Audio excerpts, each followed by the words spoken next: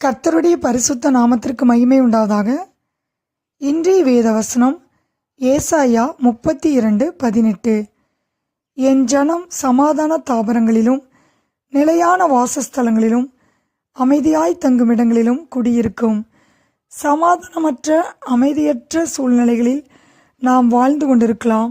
அவருடைய ஜனமாகி நாம் சமாதான தாபரங்களிலும் நிலையான வாசஸ்தலங்களிலும் அமைதியாய் தங்கும் இடங்களிலும் குடியிருப்போம் என்று கர்த்தர் வாக்கு பண்ணுகிறார். 1 நாளாகமம் 22:9 வாசிக்கிறோம். கர்த்தர் தாவீதுக்கு அவர் குமாரனாகிய சாலமோனை குறித்து சொல்லும்போது, அவன் அமைதியுள்ள புருஷனாய் இருப்பான், சுற்றிலும் இருக்கும் அவன் சத்துருக்களையெல்லாம் விலக்கி அவனை அமர்ந்திருக்கச் செய்வேன், அவன் நாட்களில் இஸ்ரவேலின் மேல் சமாதானத்தையும் அமரிக்கையும் அருளுவேன் என்று கர்த்தர் சொல்லுகிறதை பார்க்கிறோம்.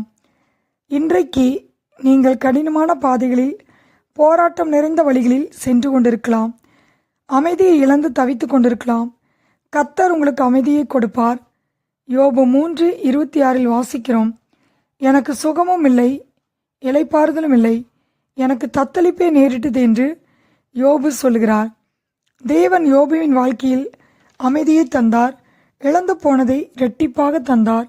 யோபுவின் சகோதர சகோதரிகள், அவனுக்கு அறிமுகமான அனைவரும் அவனோடே போஜனம் பண்ணி அவனுக்காக அங்கலாய்த்து அவனுக்கு ஆறுதல் சொல்லி அவரவர் தங்கக்காசையும் பொன் ஆபரணத்தையும் யோபுவுக்கு கொடுத்தார்கள். ஆம் பிரியமானவர்களே, நம்முடைய வாழ்க்கையில் நம்மை தத்தளிக்க பண்ணுகிற காரியத்தை அவர் அமைதிப்படுத்துவார். நம்முடைய கூடாரம் சமாதானத்தோடு இருக்க செய்வார். நம்மை சுற்றிலும் அமைதியை ஏற்படுத்துவார். ஏசாயா 32:18 வாசிக்கிறோம்.